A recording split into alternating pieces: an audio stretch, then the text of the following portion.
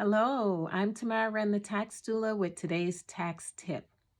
Have you ever wondered what happens to a person's tax return when they die?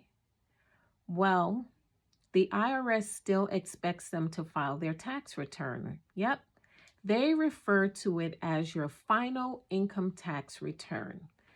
They expect that all income that was earned up until that person's death will be reported on a tax return, including any credits, deductions, and adjustments that need to be made.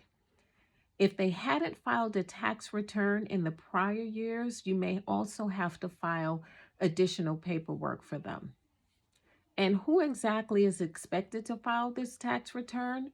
Well, it's often the survivor, so it could be a spouse or the next of kin. If they have an executor for their estate or an administrator, those individuals would be responsible for filing as well. And you can find this information in IRS publication number 559.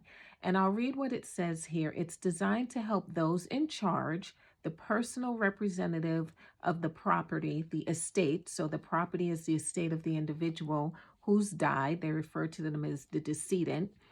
And that publication will tell you exactly how to file it, what to fill out.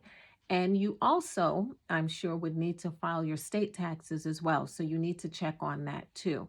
So it's almost ironic, isn't it, that once a person is dead, there's still this expectation, and whoever is responsible for their property, their estate, then that person needs to file.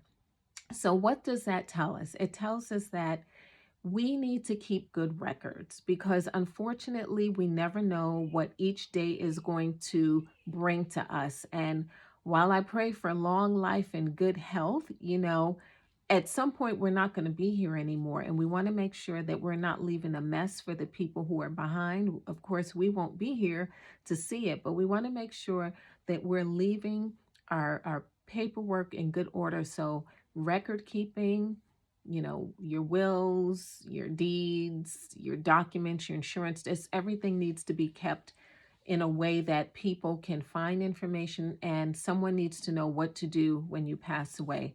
But that's my tax tip for today. Keep your information top notch. Make sure you're organized and you're efficient with your documents, because even when we're no longer here, the IRS will still expect their cut. That's my tax tip for today. Enjoy.